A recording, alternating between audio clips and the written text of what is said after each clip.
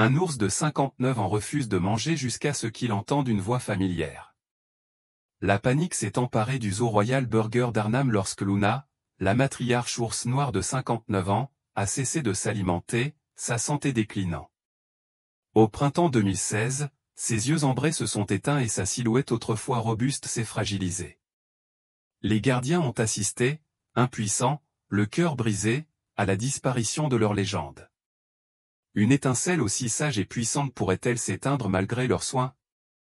Le personnel planait près de sa tanière, les voix étouffées par l'inquiétude tandis qu'il lui offrait des bails et du poisson intact. Elle ne répond pas, murmura l'un d'eux, les larmes aux yeux. Les pattes fermes de Luna, autrefois guide pour son groupe d'ours prospères, tremblaient maintenant faiblement dans la paille. À 59 ans, elle a défié le temps. Née sauvage, orpheline de braconniers, secourue et amenée à Arnhem alors qu'elle était encore une ourson, son intelligence et son calme ont fait d'elle une pierre angulaire de la recherche sur l'ours noir, une figure appréciée dont les yeux ambrés ont apaisé ours et humains pendant des décennies. Son déclin se répercuta au-delà de l'enclos, atteignant le professeur Mark Van Dijk, retraité à 72 ans. Ses cheveux argentés témoignaient des années passées à ses côtés. En 1972, alors jeune biologiste, il cofonda l'enclos des ours, un havre de paix arboré et ruisselant où régnait la lune. Leur lien, au-delà de la science, se transforma en une profonde amitié, les heures d'étude se transformant en moments de quiétude, ses yeux ambrés croisant ses yeux noisettes avec confiance. Elle s'éteint, cria Zeus d'une voix tremblante, et le cœur de Mark se serra à une force plus forte que le temps le tirait en arrière. Il se précipita vers Arnhem, sa silhouette élancée, courbée contre le froid, son épaisse veste bruissant, poussée par un lien qui avait façonné sa vie. « Je dois la voir » murmura-t-il, la voix épaisse, les yeux noisettes brillants d'espoir. Les gardiens l'accueillirent à l'entrée, le visage empreint de chagrin, le conduisant à travers les sentiers du zoo, un pèlerinage vers l'ours qui leur avait tout appris. L'enclos se dressait, un sanctuaire de rochers et d'arbres, mais un silence pesant s'abattit sur Mark tandis qu'il approchait de la tanière de Luna. Elle gisait frêle et immobile, sa silhouette massive était enfoncée, ses yeux ambrés clos, ses pattes fermes et molles dans la paille où une matriarche se glissant dans l'ombre. « Luna, c'est Mark » appela-t-il d'une voix tremblante, à genoux, les mains épaisses à portée de main. Confiance, réduite à un murmure, n'était plus qu'une étincelle vacillant dans le silence. Aucune réponse. Son souffle était court. Les gardiens observaient, les larmes scintillant tandis que l'espoir s'estompait. La poitrine de Mark se serra, ses yeux noisettes scintillèrent tandis qu'il se penchait plus près, le désespoir lui serrant le cœur.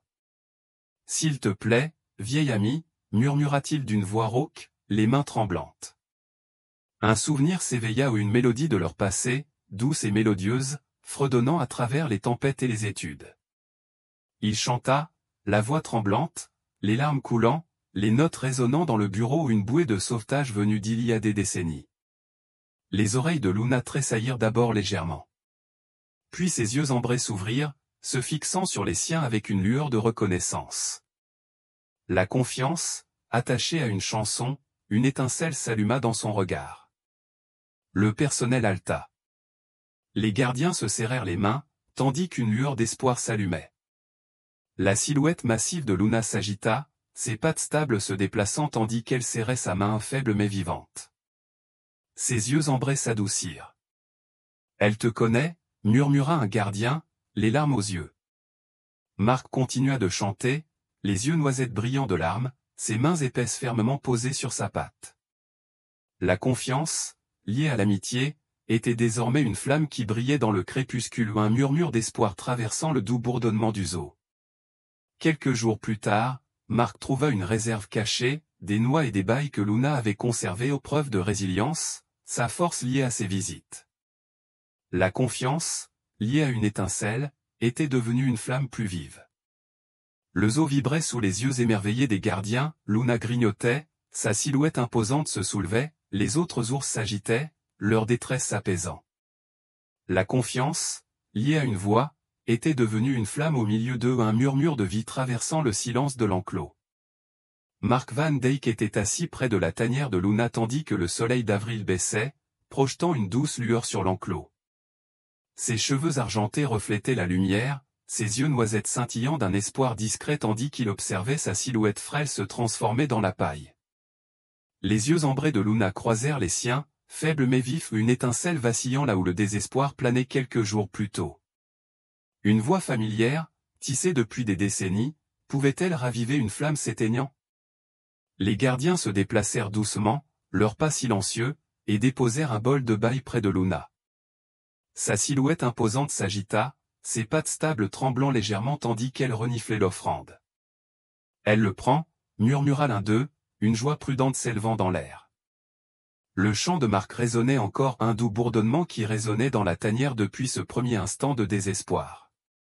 Autrefois réconfortant pendant les nuits orageuses et les longues études, c'était désormais une bouée de sauvetage qui la tirait du bord. Il se pencha plus près, ses mains épaisses posées près de son lit de paille. Confiance, attachée à une mélodie qui avait bouleversé son âme. Le regard ambré de Luna s'adoucit, une lueur de reconnaissance réchauffant l'obscurité tandis qu'elle caressait une baie du museau. Ses mâchoires s'ouvraient lentement. « Bonne fille », murmura Marc, la voix lourde de soulagement, les yeux noisettes scintillant tandis qu'il la regardait manger, de petites bouchées, hésitante au début, puis une force plus stable s'agitant dans son corps fatigué. Le personnel échangea des regards, l'inquiétude se transformant en sourire. La matriarche qu'il craignait perdue se ressaisissait, son étincelle liée à l'homme qui s'était précipité à ses côtés. L'enclos vibrait d'un rythme doux, les gardiens s'activaient avec une détermination renouvelée, leur voix douce tandis qu'ils s'occupaient des autres ours. Le groupe de Luna, agité par son déclin, faisait les 100 pas et soufflait un écho de sa présence déclinante. Leurs mouvements s'allégèrent, leurs têtes se levèrent, leurs yeux ambrés brillants de curiosité, comme s'ils pressentaient son retour. « Ils le sentent », dit un gardien d'une voix étouffée par l'admiration. Marc hocha la tête, les mains fermes, observant. La confiance, liée à un lien qui s'étendait au-delà de sa tanière, une étincelle qui brillait dans leur espace commun. Les jours s'annonçaient empreints d'un fragile espoir. Marc arrivait chaque matin, sa silhouette élancée était une image familière lorsqu'il s'installait aux côtés de Luna. « Luna, c'est moi », appelait-il en fredonnant doucement le même air, une mélodie tissée depuis des décennies, qui liait leur amitié à travers le temps. Ses yeux d'ambre brillaient à chaque visite, ses pattes fermes s'agrippant à la nourriture qu'il lui offrait, baille, noix, morceaux de poisson. Son appétit se serra, ses forces revinrent. « Elle se bat », murmura une gardienne, la voix lourde de soulagement, sa silhouette massive se soulevant, une matriarche reprenant sa place. Au crépuscule, Marc s'attarda davantage. Ses yeux noisettes parcoururent son antre tandis que le silence s'installait dans le zoo. Luna remua, son museau poussant la paille et un léger tintement retentit. Une réserve cachée se détacha, des noix et des baies qu'elle avait cachées aux preuves d'une résilience qu'il n'avait jamais pleinement saisie. « Tu les as sauvés », murmura-t-il, la voix chargée d'émerveillement, ses mains épaisses rassemblant la horde, les larmes luisant lorsqu'il réalisa qu'elle avait économisé de l'énergie en l'attendant.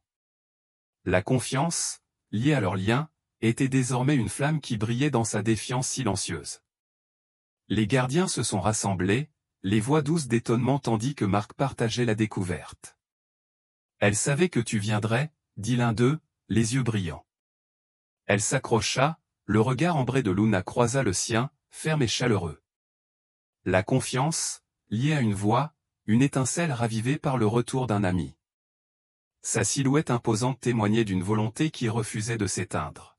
« C'est bien », murmura-t-il, les mains fermes et fermes, tandis qu'il offrait une baie.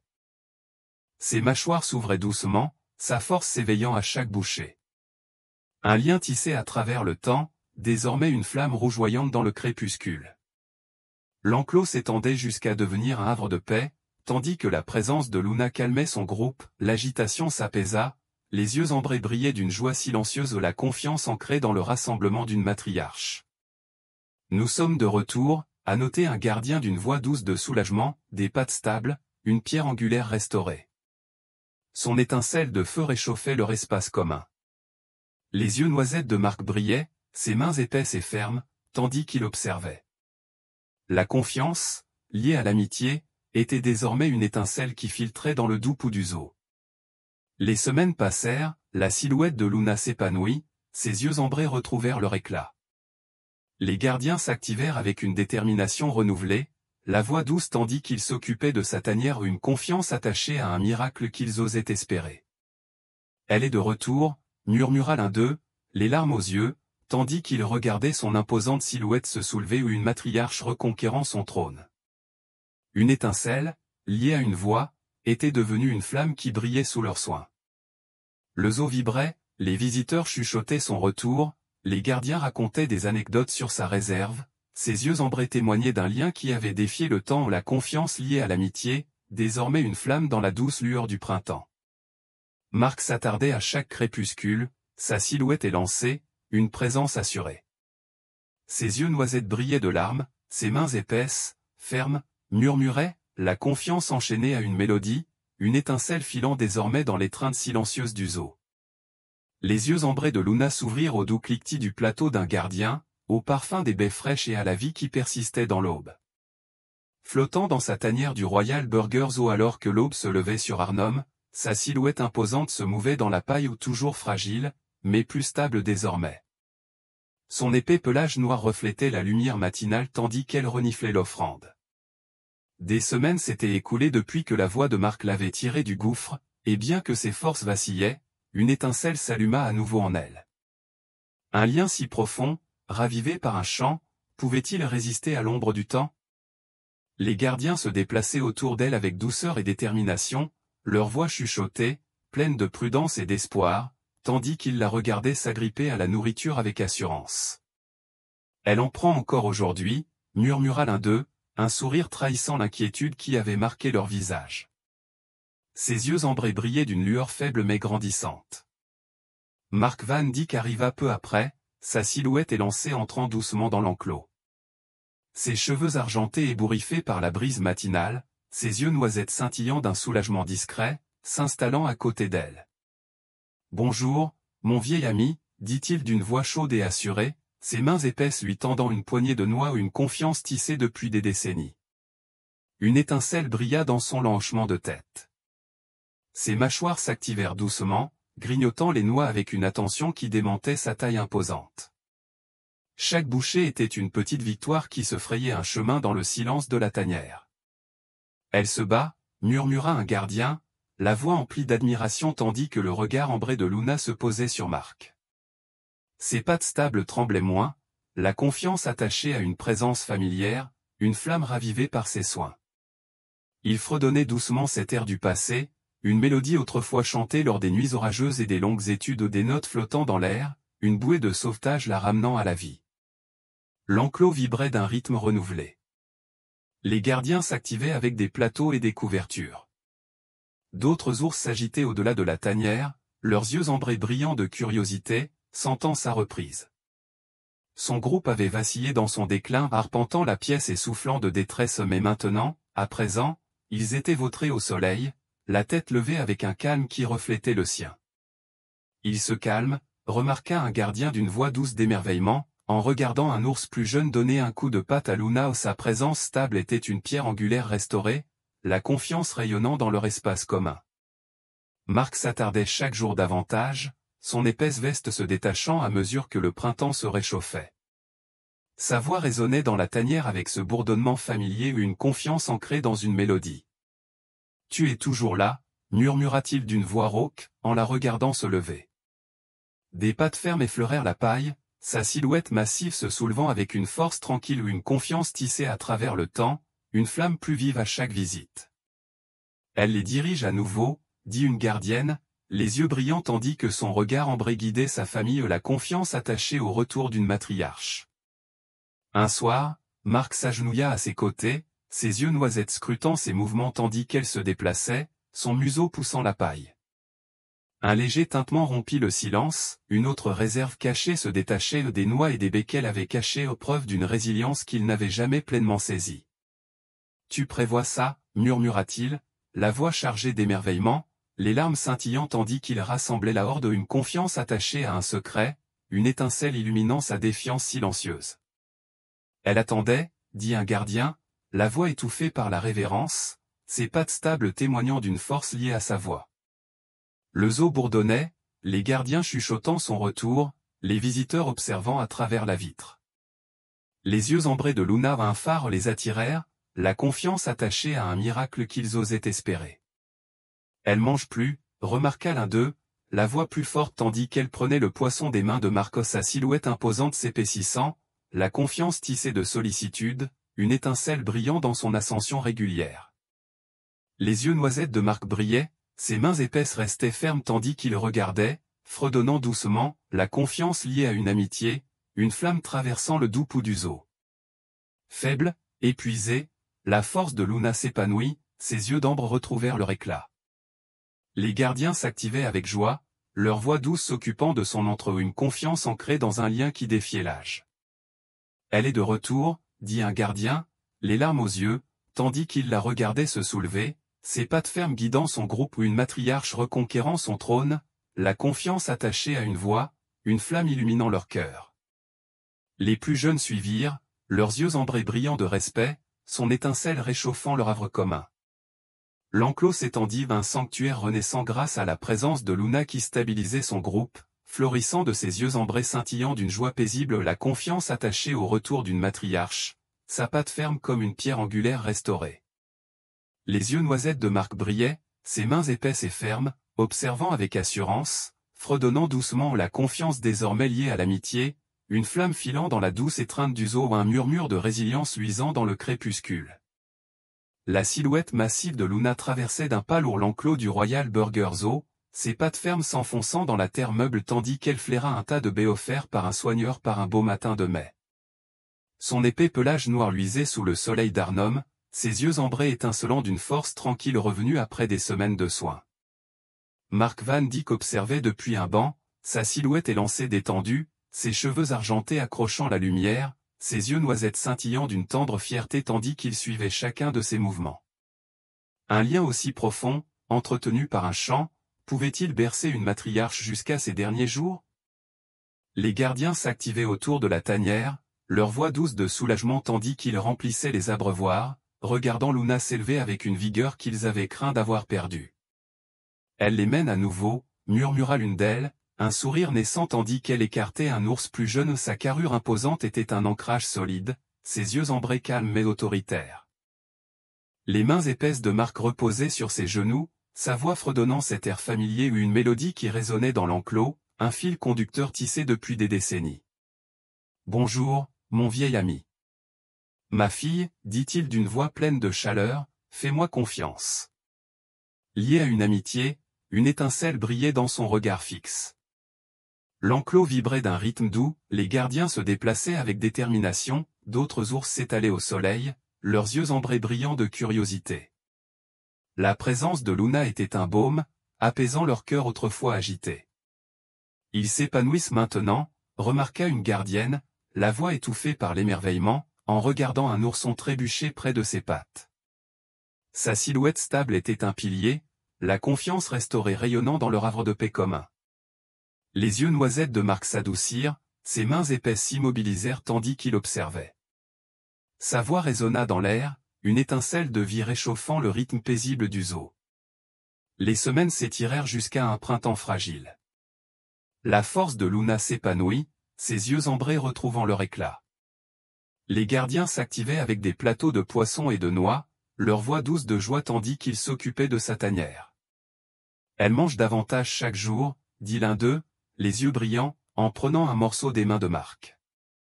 Sa silhouette imposante se redressa avec une grâce tranquille, la confiance tissée par l'attention, une flamme rayonnant dans son ascension régulière.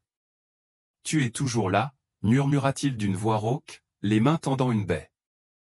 Ses mâchoires s'agitèrent doucement, la confiance attachée à sa voix, une étincelle filant dans le silence de l'enceinte. Un après-midi, Marc s'attarda à ses côtés, ses yeux noisettes scrutant sa tanière tandis que les gardiens la nettoyaient. Ses mains effleurèrent la paille, un léger tintement révélant une autre réserve, des noix cachées sous une bûche, preuve de sa prévoyance discrète. « Tu as toujours anticipé », murmura-t-il, la voix chargée d'émerveillement, les larmes aux yeux tandis qu'il rassemblait le trésor. Une confiance attachée à un secret, une étincelle étincelant dans sa résilience. Elle savait que tu resterais, dit un gardien d'une voix douce et empreinte d'admiration. Ses pattes fermes témoignaient d'une volonté attachée à sa présence, une flamme qui s'intensifiait à chaque visite. Le zoo vibrait. Les visiteurs chuchotaient à propos de son rassemblement, les gardiens racontaient des anecdotes sur ses cachettes. Les yeux ambrés de Luna étaient un phare, les attirant vers eux. La confiance était attachée à un miracle qu'ils osaient espérer. Elle les dirige tous, remarqua l'une d'elles, la voix plus forte tandis qu'elle guidait son groupe. Sa silhouette imposante était un ancrage solide, une confiance tissée à travers le temps, une étincelle qui brillait dans leur espace commun. Les yeux noisettes de Marc brillaient, ses mains épaisses et fermes le regardaient, sa voix fredonnant doucement. La confiance était liée à l'amitié, une flamme filait dans la douce lueur du zoo. Les jours s'approfondissaient. La silhouette imposante de Luna se stabilisa, ses yeux ambrés étincelant d'un calme qui trahissait son âge. Les gardiens s'activaient avec une détermination renouvelée, leur voix douce s'occupant de sa tanière. La confiance était ancrée dans un lien qui défiait les années. Elle continue de leur apprendre, dit un gardien, les yeux brillants tandis qu'il la regardait pousser un lionceau avec assurance. Sa silhouette imposante était une pierre angulaire, la confiance rayonnant dans sa force tranquille, une flamme réchauffant le cœur de l'enclos. Au crépuscule, Luna s'arrêta, s'installant au bord de la tanière. Ses yeux d'ambre se posèrent sur Marc, ses pattes fermes effleurant la paille, sa respiration ralentissant tandis qu'elle se reposait. La confiance était attachée à une présence, une étincelle brillait dans son regard s'évanouissant. Marc s'agenouilla, ses mains épaisses et fermes, sa voix fredonnant cet air, la confiance attachée à une chanson, une flamme se faufilant dans le silence du crépuscule. « Tu es toujours là » murmura-t-il, les larmes aux yeux. Ses yeux ambrés s'adoucirent, un adieu discret scintilla dans son regard. La nuit s'étira. Le silence retomba dans l'enclos. Les gardiens observaient, le souffle court. La silhouette massive de Luna est immobile, ses yeux ambrés se ferment, ses pattes fermes et molles. La confiance est liée à une voix, une flamme s'éteint dans la douce lueur du zoo. Les yeux noisettes de Marc brillaient, ses mains épaisses tremblaient, sa voix se brisait tandis qu'il chantait, la confiance liée à une amitié, une étincelle se glissant dans l'obscurité, un murmure de paix se faufilant à travers le silence. Le zoo vibrait. Les gardiens se rassemblèrent, leurs voix s'adoucirent de chagrin. La silhouette imposante de Luna devint un souvenir, ses yeux ambrés, une étincelle éteinte. La confiance était liée à un lien, une flamme illuminait leur cœur. Marc se tenait debout, sa silhouette élancée et stable, ses yeux noisettes brillants, ses mains épaisses et fermes. La confiance attachée à un héritage, une étincelle filant dans l'étreinte silencieuse du zoo, un murmure de résilience luisant dans le crépuscule. Le dernier souffle de Luna s'échappa dans le silence de l'enclos du Royal Burger Zoo. Sa silhouette imposante reposait paisiblement dans la paille tandis que la nuit d'automne s'épaississait. Les étoiles de mai scintillaient faiblement à travers la canopée, projetant une douce lueur sur son épais pelage noir, désormais immobile, un témoignage silencieux d'une vie qui avait défié les pronostics pendant 59 ans. Mark Van Dijk s'agenouilla près d'elle, sa silhouette dégingant dévoutée par le chagrin. Ses cheveux argentés lui tombaient sur le front, ses yeux noisettes brillaient de larmes tandis qu'il lui serrait la patte une dernière fois. Sa voix se transforma en un doux fredonnement familier, une mélodie tissée de décennies d'amitié ou une bouée de sauvetage qui l'avait attaché à lui jusqu'à la fin. Un lien si profond, brillant à travers les années, pourrait-il laisser une lumière qui survivrait à son étincelle déclinante? Les gardiens se tenaient en cercle silencieux, les visages marqués par le chagrin, les mains jointes tandis qu'ils regardaient la matriarche sombrer dans la paix. « Elle est partie » murmura l'un d'eux, la voix tremblante de perte et de révérence, les yeux scrutant sa silhouette massive. Ses pattes fermes reposaient mollement dans la paille, une légende figée. Les mains épaisses de Marc tremblaient, ses yeux noisettes brillaient tandis qu'il pressait son front contre le sien, des larmes coulant sur son museau balafré. La confiance liée à l'amitié, une flamme vacillant dans le doux silence du zoo. « Bonne fille » murmura-t-il, la voix épaisse tandis que sa chanson s'estompait dans la nuit, une étincelle éteinte mais brillante dans son cœur. L'enclos s'étendait en silence, un sanctuaire transformé en sanctuaire. À l'aube, les gardiens avançaient avec un calme déterminé, la voix douce, tandis qu'ils s'occupaient de sa tanière une dernière fois. La confiance était attachée à un souvenir, une flamme illuminait leur perte partagée. Elle s'est ralliée à toi, dit un gardien d'une voix douce, son regard plongeant dans les larmes de Marc. Sa silhouette imposante témoignait d'une volonté attachée à sa présence, ses yeux d'ambre, une étincelle qui les avait tous réchauffés. Marc hocha la tête, sa silhouette élancée et stable, ses yeux noisettes brillants, ses mains épaisses et fermes tandis qu'il se levait. La confiance était liée à un héritage, une étincelle filait dans leur effort commun, un murmure de résilience luisant dans le crépuscule. La cérémonie se déroula sous les arbres de l'enclos. Visiteurs et personnel se tenaient côte à côte, à voix basse, écoutant les gardiens partager les anecdotes de sa sagesse, son immense mémoire réchauffant leurs paroles. La confiance était liée à un miracle, une flamme illuminait leur hommage. Elle nous a appris l'empathie, dit Marc d'une voix rauque, ses yeux noisettes scintillants, ses mains épaisses serrant une photo des yeux ambrés de Luna, datant de plusieurs décennies. La confiance liée à l'amitié, une étincelle filant dans le doux silence du zoo. Elle était plus qu'une simple recherche, elle était une connexion, murmura-t-il, les larmes scintillantes, sa présence constante étant un héritage gravé dans son âme. Le zoo s'étendait, tel un sanctuaire renaissant à mesure que l'histoire de Luna se répandait. Les visiteurs murmuraient son ascension, les gardiens partageaient des anecdotes sur sa force cachée. La confiance était liée à un lien, une flamme flamboyait dans leur cœur. Elle nous a inspirés, dit un gardien d'une voix douce, les yeux brillants tandis qu'ils observaient son immense mémoire. Ses yeux ambrés demeuraient une étincelle persistante, la confiance rayonnait dans leur détermination commune, un murmure de résilience traversait le silence des enclos. Les années passèrent. Marc revenait souvent, sa silhouette élancée courbée par l'âge, ses cheveux argentés clairsemés, ses yeux noisettes brillants, debout près de son bureau. La confiance était ancrée dans un héritage, une étincelle illuminait ses visites discrètes. L'enclos prospéra, le groupe de Luna grandit, les yeux ambrés brillants d'une confiance calme et nourrie attachée à une matriarche, une flamme brillant dans leurs pas réguliers. Elle est toujours là, murmura-t-il d'une voix pâteuse. Ri parlait encore de cet endroit, dit-il en désignant d'une main le plafond couvert de moisissures. Autrefois, c'était plein d'hommes comme moi, travail acharné, nuit tranquille, tout le monde s'en fichait. Puis ils ont fermé et nous ont renvoyés chez nous avec une simple tape dans le dos. Tu sais qui n'a pas perdu son emploi? Il se pencha. Toi. Ton espèce. Ranger avança d'une patte. Cole, observant du coin de l'œil, murmura, pas encore. Pas encore. Ri se retourna. Son regard se posa sur le chien et il se figea lorsque le garde forestier s'immobilisa complètement. Le visage de Ri se tordit. Encore toi. Cole retint son souffle.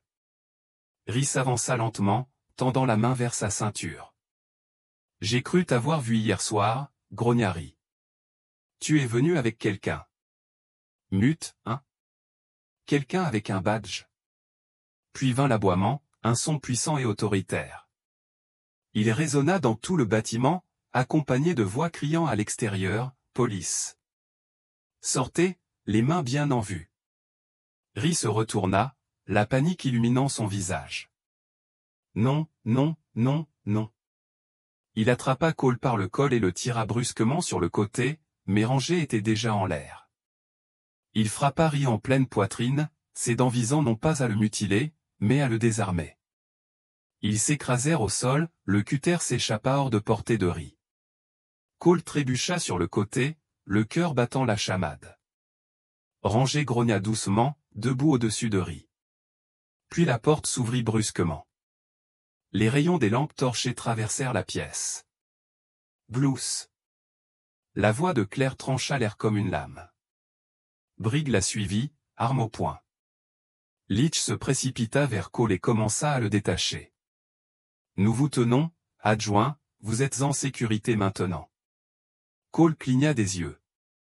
Le chien, il t'a amené. Briggs regarda Ranger, toujours en faction devant Ri, dont les bras gisaient maintenant le long de son corps. Bon garçon, murmura-t-il. Une odeur d'antiseptique flottait dans l'air, se mêlant à la clarté stérile de la chambre d'hôpital. Le silence régnait, à l'exception du bip des machines et du crépitement occasionnel du haut-parleur annonçant les heures de visite. Cole Harris s'agitait sous la fine couverture. Son bras droit était bandé au poignet et une perfusion partait du creux de son coude. La douleur sourde dans ses côtes lui rappelait à quel point tout avait été proche, à quel point tout avait failli se terminer dans ce sous-sol froid et pourri. Mais plus que les bleus ou la faim, c'était le silence qui résonnait le plus maintenant, le silence laissé par l'absence du chien qui lui avait sauvé la vie. On frappa à la porte, suivi d'un grincement. Le shérif Mason Brigg entra, la neige encore prise dans les plis de son long manteau brun. Son visage buriné portait les traits d'une nouvelle nuit blanche, et ses yeux gris exprimaient une douceur plus vive que d'habitude.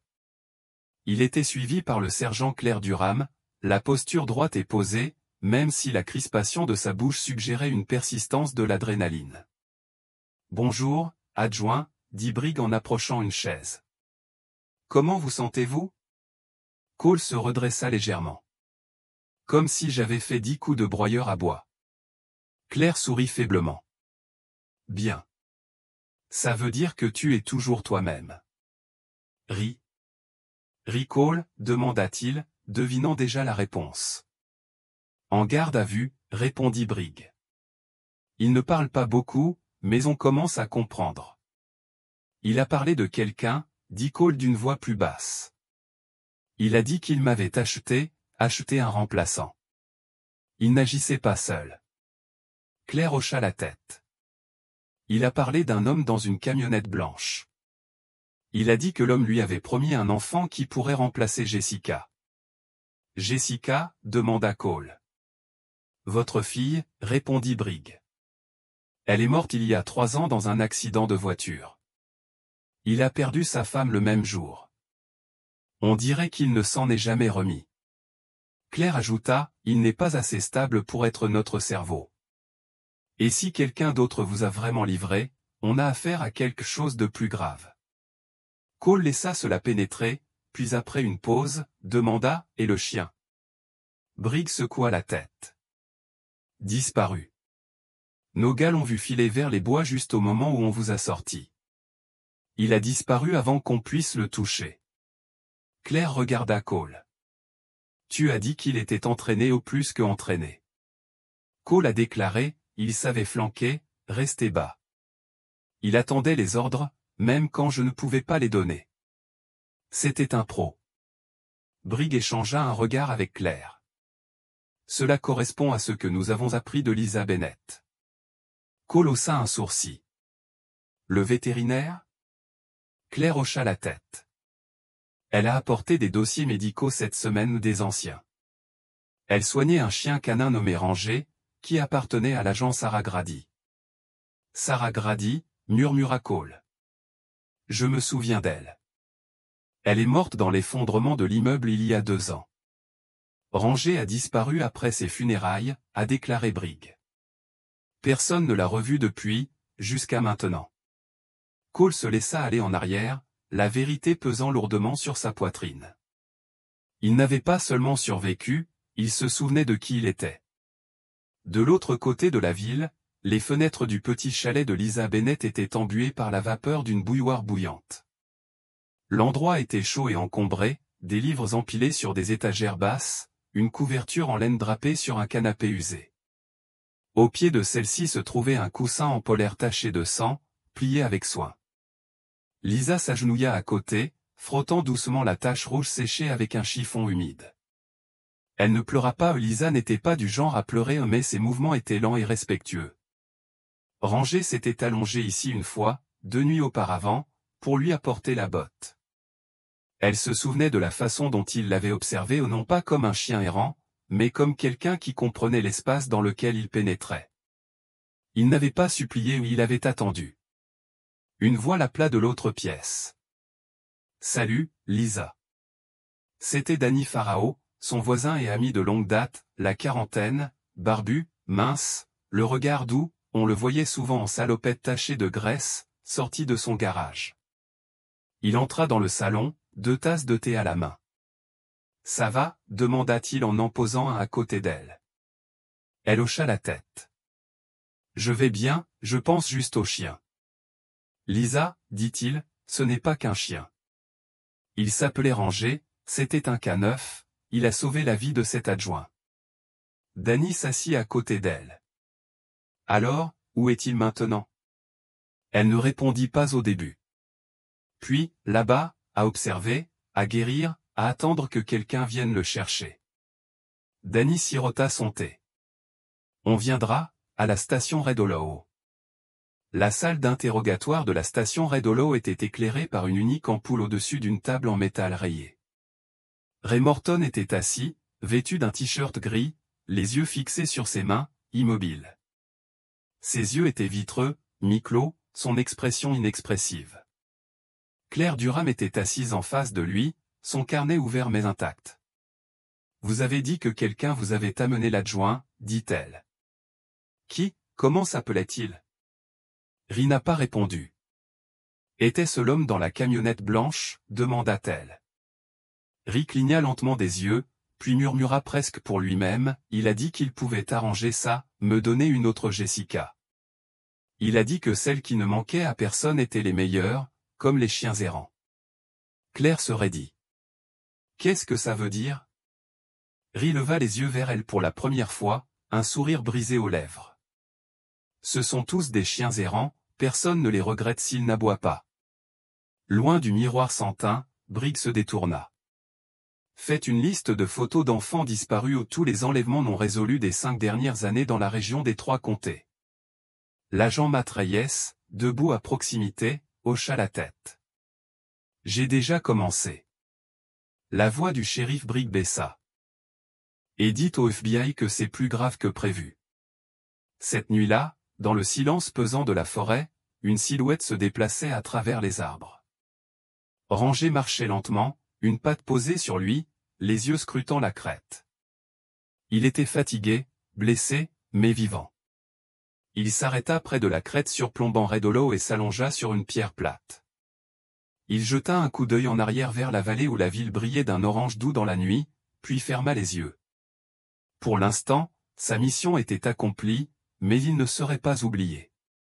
La lumière matinale sur Red Hollow portait le lourd silence de l'hiver. Mais à l'intérieur du bureau du shérif, l'atmosphère était tendue et animée. Des dossiers étaient ouverts sur chaque bureau, les tableaux blancs étaient remplis de noms griffonnés et de plaques d'immatriculation floues. Au centre de la salle de briefing, le shérif Mason Briggs se tenait debout, les mains jointes dans le dos, le visage ridé et concentré.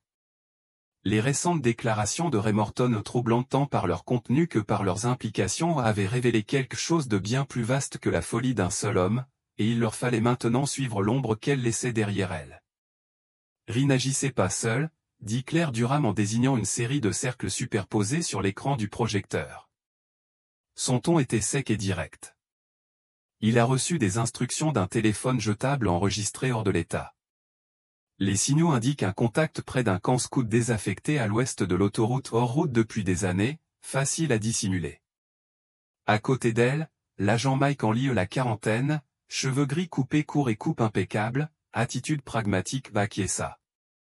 Henley était arrivé la veille de l'unité des personnes disparues du FBI, sa veste de costume ne semblait jamais se froisser et rien ne manquait à ses yeux bleus acier. Nos renseignements ont recoupé des cas similaires, avec le même mode opératoire. Les victimes étaient identifiées comme des fugueurs invisibles, des toxicomanes, des résidents isolés ou des personnes comme Cole. Ce n'est pas un hasard. Briggs fronça les sourcils et se frotta la mâchoire. Et la camionnette aperçue près du camp scout de Colpin, il y a 3 nuits. Henley a répondu, les caméras de surveillance ont montré qu'il était garé le long de la ligne des arbres.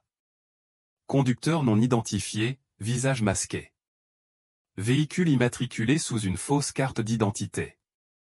Avons-nous un motif raisonnable de surveillance, a demandé Briggs. La réponse de Henley a été simple, nous avons déjà commencé. À Red Hollow, Lisa Bennett était accroupie à l'orée du bois derrière sa clinique.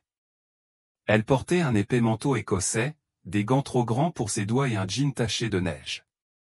Son expression était concentrée tandis qu'elle épinglait un autre morceau de flanelle à la branche d'un sapin bas où il flottait faiblement au vent. À quelques mètres de là, Danny Pharaon, emmitouflé dans plusieurs couches de toile tachée d'huile, déballait un récipient hermétique de poulet cuit dans un plat en fer blanc peu profond. « C'est le dernier » demanda-t-il. Lisa hocha la tête. C'est le sentier qu'il a emprunté avant. Je crois que sa mémoire est toujours là. Danny esquissa un sourire en coin. C'est un chien, Lisa, tu parles comme si c'était un vrai garde forestier. Elle ne leva pas les yeux. Il l'est. Ils travaillèrent en silence, bordant le chemin depuis les bois jusqu'à la sortie de la ville. Lisa l'avait cartographié en se basant sur la direction dans laquelle Ranger avait disparu après le sauvetage, elle l'avait marqué avec des bandes de tissu parfumé à l'huile de lavande et de minuscules morceaux de la chemise que portait Cole ou des odeurs familières liées à la sécurité. La vétérinaire en elle savait que les animaux fuyaient un traumatisme, mais celle qui avait autrefois enterré son propre chien savait que certains revenaient si on lui donnait des raisons de croire qu'ils étaient recherchés. Alors qu'ils atteignaient le dernier virage du sentier, Danny s'arrêta et leva la main. « Lisa » murmura-t-il. Elle se retourna.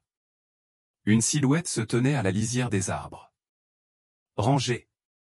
Son pelage était plus boueux maintenant, son corps plus fin, ses côtes pressées légèrement sous sa peau, mais ses yeux, d'un ambre vif et fixe, rencontrèrent les siens et ne vacillèrent pas. Lisa tomba à genoux. Ranger, murmura-t-elle. Il ne courut pas, elle resta immobile. Ranger fit un pas prudent en avant, puis un autre, puis il courut, et quelques instants plus tard, il était dans ses bras. Cet après-midi-là, de retour au bureau du shérif, Ranger était assis tranquillement dans un coin de la salle de conférence, une couverture polaire sous lui. Il ne portait pas de collier, ses yeux se déplaçaient lentement, observant chaque personne sans crainte, simplement avec une compréhension attentive. Lisa était assise à côté de lui, les mains jointes sur ses genoux. De l'autre côté de la table, Briggs, Claire, l'agent Henley et l'agent Reyes examinaient les documents. La puce correspond, dit Reyes en poussant un dossier. C'est lui. La pièce devint silencieuse lorsque Ranger leva la tête, comme pour dire « et ensuite ».